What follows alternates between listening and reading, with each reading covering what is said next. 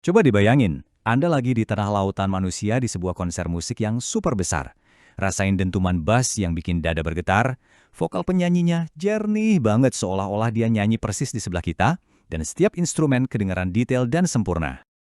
Yap, pengalaman audio yang dahsyat itu, suara yang bisa seimbang di setiap sudut venue, itu rasanya kayak sihir kan? Nah, inilah hasil akhir yang kita semua nikmatin. Momen yang bikin sebuah konser jadi nggak terlupakan. Tapi pernah kepikiran nggak sih, di balik sihir itu ada sebuah proses yang luar biasa rumit dan penuh perhitungan.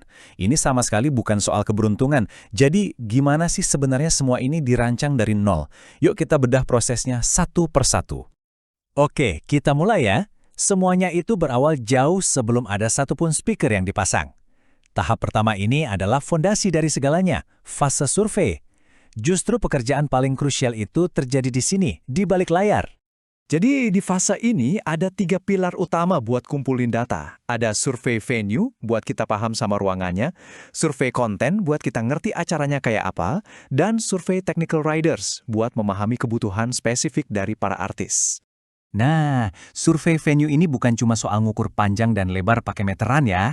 Tim tuh bakal nganalisis gimana suara bakal mantul, di mana aja kemungkinan ada titik yang suaranya kurang bagus, dan karakter akustik unik dari tempat itu. Dari data inilah strategi disusun. Berapa banyak speaker yang kita butuhin, dan di mana persisnya speaker-speaker itu harus digantung, biar semua penonton dapat pengalaman audio yang sama bagusnya. Selanjutnya, survei konten dan riders. Ini penting banget. Jelas beda banget kan nanganin sound buat seminar sama konser rock.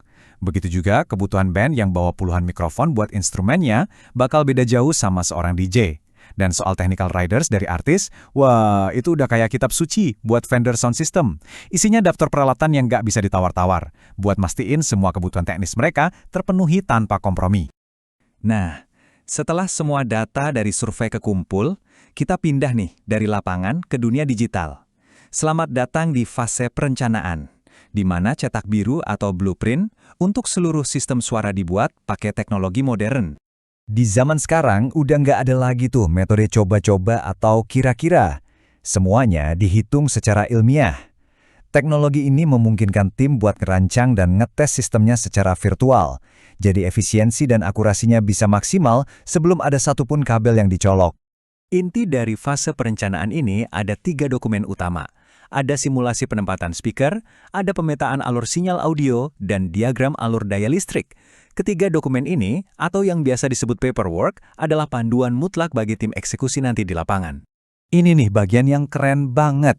Dengan software kayak EaseFocus, tim bisa ngebangun venue secara 3D, ngegantung speaker secara virtual, dan langsung lihat prediksi jangkauan suaranya gimana.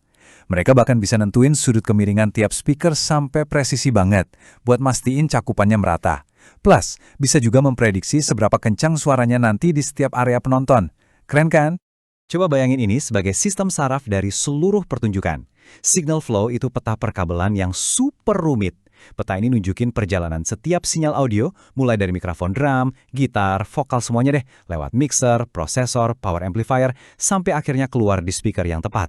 Tanpa peta ini, wah, dijamin kacau balau. Dan tentunya, sinyal audio secanggih apapun nggak akan ada artinya tanpa listrik yang stabil. Diagram alur daya ini juga pekerjaan yang butuh presisi tinggi. Tim harus ngitung dan bagi beban listrik 3 fase, biasa disebut R, S, dan T secara seimbang. Salah dikit aja di sini, bisa-bisa gensetnya rusak, alat-alat mati, atau bahkan pertunjukannya gagal total. Oke, blueprint digitalnya udah siap. Sekarang waktunya ngubah rencana di atas kertas jadi kenyataan fisik yang megah. Inilah fase eksekusi, di mana tim mulai ngebangun sistem di lokasi acara. Biar Anda kebayang skalanya, satu rangkaian speaker utama yang biasanya Anda lihat ngegantung di panggung, itu beratnya bisa lebih dari 500 kg. Ini pekerjaan fisik yang berat banget dan butuh presisi serta keamanan tingkat tinggi. Dan buat nyambungin semuanya, dibutuhin kabel yang total panjangnya bisa lebih dari 1000 meter. Baik itu kabel sinyal audio maupun kabel daya listrik. Masang dan ngatur semua ini aja udah jadi tugas raksasa tersendiri. Penting buat diingat, semua perakitan ini nggak dilakukan secara asal-asalan ya. Setiap speaker digantung, setiap kabel dicolokin, semuanya ngikutin panduan dari paperwork yang udah dibuat tadi. Ini adalah perakitan yang sangat terstruktur dan sistematis. Setelah semuanya kepasang, inilah langkah yang paling nentuin kualitas suara akhirnya. Proses tuning. Kenapa ini penting banget? Karena setiap venue punya pantulan suara yang beda-beda. Proses inilah yang mastiin suara yang keluar dari speaker itu terdengar jernih di telinga kita, bukan suara yang udah rusak karena akustik ruangannya. Proses ini juga bukan sekedar ngandelin telinga loh. Teknisi itu pakai mikrofon khusus buat nangkep suara dari speaker yang hasilnya nanti divisualisasikan di layar komputer. Dari data itu, mereka bisa membagi frekuensi dengan sangat presisi. Frekuensi rendah buat subwoofer, frekuensi tengah buat speaker mid, dan frekuensi tinggi buat tweeter. Hasilnya, suara yang super jernih dan gak tumpang tindih. Akhirnya, sebelum pintu dibuka buat penonton, ada beberapa langkah terakhir. Setiap jalur sinyal dari panggung dicek satu persatu, buat mastiin nggak ada suara aneh atau desis. Terus, para artis melakukan soundcheck buat dapetin mixing yang mereka mau. Setelah semuanya beres, sistem dinyatakan siap.